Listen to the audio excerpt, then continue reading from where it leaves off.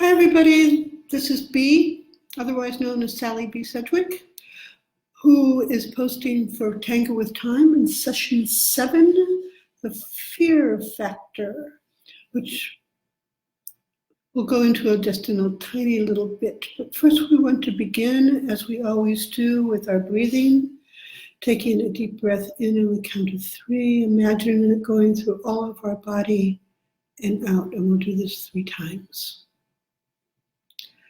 1, 2, 3, breathe in. Close your eyes if you can. Imagine it going all the way through into your pores, down your spine, into your mind as you watch these things. And out again. One more in. 1, 2, 3, relaxing into wherever you are. Chair, your car, in which case I hope your eyes aren't shut, but anyway, just going wherever you are through to the tips of your fingers and out again, and one more without my talking. 1, 2, 3.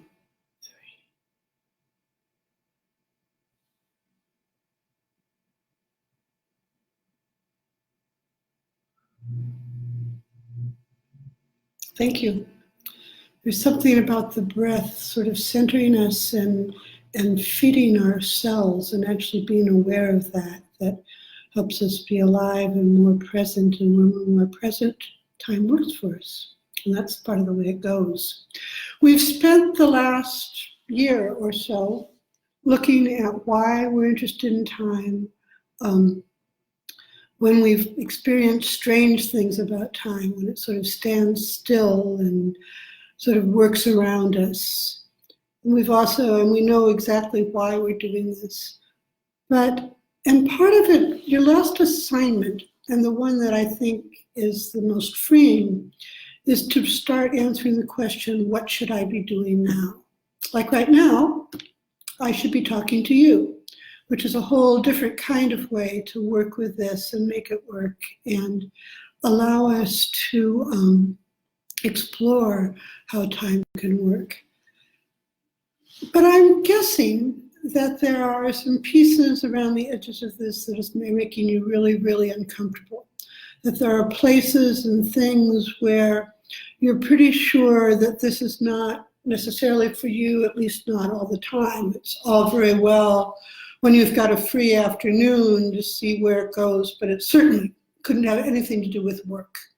Or you're such a scientist that you're really fighting that this could be a conversation that has any validity because time is a measurable, confined kind of piece. So the idea that time might indeed be a made-up, limitless resource when you're not doing scientific experiments is another piece. Excuse me, I feel like I've got a hair in my mouth and that's not working. Thank you. Excuse me. So as we go through figuring this out and knowing how we're approaching time, whenever it does show up, I think it is time for us to start addressing that little voice that says, yes, it'll work except for now. It will work for everybody else, but not me. It's on all the lists of things that we have a limited amount for. People say that there's unlimited amounts of resources and money out there, but time, no, that's going to be one of the things that holds us back and we need to manage. So we've been engaging in this conversation that says this isn't true, that where we are and what we're doing is a different kind of piece. And I want you to play with that a minute and see what your mind does.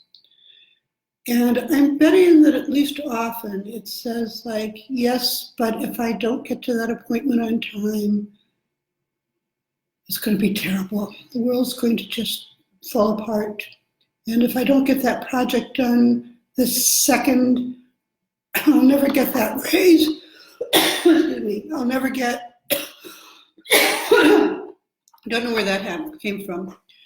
maybe I'm getting all choked up about the idea of getting afraid of time and where that is. And so let me give you some pieces, because it's all part of that little part of our brain, the fear part of our brain that protects us, that keeps us safe.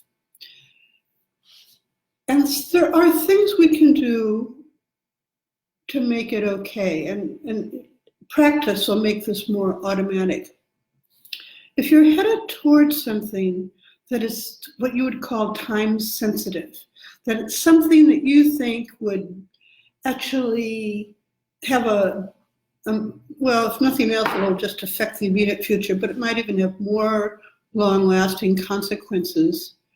The answer becomes, what would you do? What would the solution be? What would be your plan B if this doesn't happen quite the way it is? If you get caught in a traffic jam and don't make it in time, or for my case, missing yet another bus, or if somebody doesn't show up when you think they're going to, and you've sort of planned everything around somebody else's management of time. And I'd like to suggest there's always another option. There's always a plan Q, if you will, since I don't usually go A, B, C.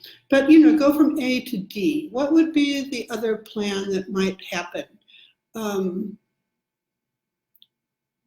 On Monday, I was with a friend, and we had definite plans to go somewhere, and we didn't check the hours or anything like that, and completely forgot that it's closed on Monday. So we could have despaired or whatever, or we could do exactly what we did, which you probably would have done too, was go immediately walk towards a place that I knew was open. In the time, managed to fill a medical prescription that I'd forgotten I needed to renew and I needed for that night. And ended up at a completely different place where she'd never been and had always wanted to explore.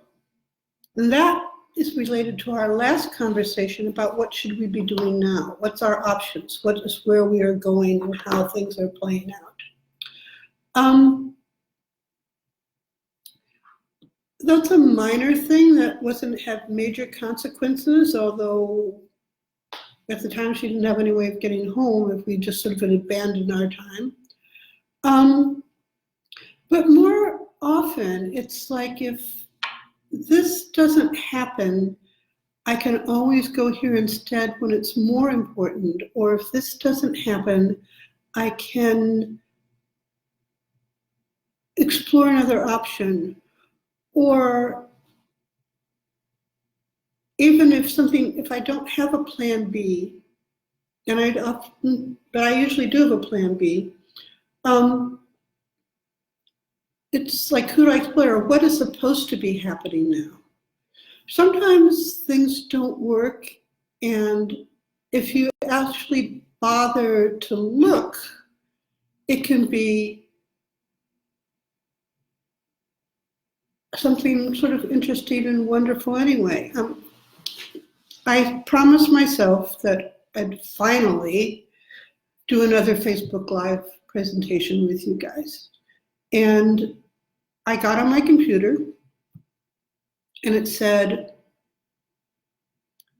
camera blocked, access denied by you. And I couldn't find any settings anywhere on my computer that explained why that was true. The camera worked just fine on other apps on the computer. It just was on Facebook, blocked. No Facebook Live.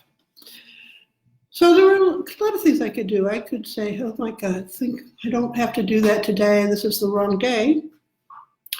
What I did do is I called the support people from my computer. I have an Apple, and I called Apple support and did a chat thing with them. And it took maybe half an hour because we had to go from the computer to my phone so I could turn off the computer, et cetera, et cetera. But at the end, I'm here, and it worked. Now, what was the gift in that was one that I remembered that was a resource that was available to me, and I'd forgotten about it. 2, it was kind of a different problem for them. And I think they found it a little bit interesting. And 3, maybe it just wasn't time to do Facebook Live yet. One of my other trivia things that I work with is that when my technology doesn't work, it usually means I'm not supposed to be using it right then. So there was something about that period of time that allowed things to regroup in order to present things. So we've got 2 different pieces here. One is when you start getting the, do I dare let go of time with this, is to have a plan B. Sometimes mine is that, well, if I don't have any other communication, transportation, I'll take a Lyft or an Uber or something and get there that way. I'll call and say I'm late and they'll figure out a way to deal with it. I'll realize I don't have to go. Usually for me, time involves getting somewhere.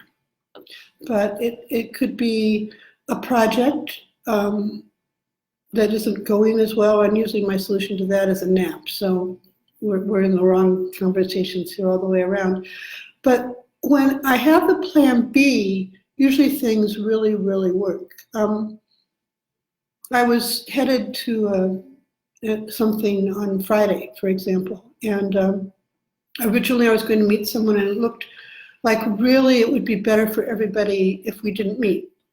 So I had a quick plan B, and there was absolutely no way I could figure to get there when I wanted to be there. But I took a guess and sort of jiggled where I walked to a little bit and walked 3 minutes later onto a bus that got me there when I wanted it to be. Even though on the schedule it didn't look like that should happen, it was like a maybe could. I'm sure you're tired of bus schedules by now. I think maybe I'm the only one watching this that gets obsessed with it. But do a comparison piece. And I think the stuck in traffic thing works.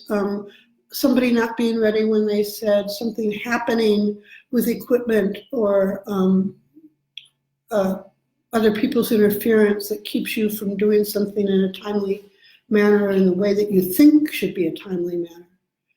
And see if you can come up with a stress-free plan B in each case when your mind starts doing that. I hope that's a little bit clear, because my examples were my examples and they won't be yours. But I do know when you start saying, okay, time is working for me, but in this case it would be such a disaster if it didn't work, that it's by coming up with a couple other options that, well, might be a disaster, but on the other hand, it might mean I'll get to talk to Susie a little longer than I was going to. Or they had to take more responsibility for that project than I have anyway. Or I need you to come up with some things that you've done to sort of calm your mind down to allow time to work in and through you. And it's that little piece, which sounds a little bit like cheating, but it isn't really, because it helps calm that little piece of your brain that's going to tell you this is only going to work when you're having fun. Let me know what you think about this. I'm getting sort of round and round about with all these pieces. In the past, for me, the reason, Mike, what's been going on with me, just as a quick catch up in case you're interested, is I really have been claiming B more as my name than as Sally B. There's a lot of reasons for that. There's a book coming out, and I've been working on that. It's mainly related to Spirit Moxie, but it also talks about how one is more available in being present, which is absolutely part of how we deal with time and how it becomes our friend and our dance partner, and where we're going. Well, I don't know what happened to my voice here, so let's just do another deep breath, one more breath to close it out, And thank you for watching. Remember to report in what kinds of excuses you're making for yourself and what kind of plan Bs and Cs you're doing to calm down your mind. And I look forward to hearing from you. All together now, eyes closed if you can. A deep breath on the count of 3. 1, 2, 3, into your whole body.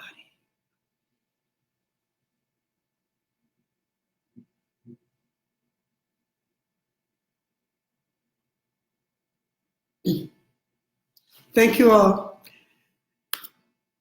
Have a good time.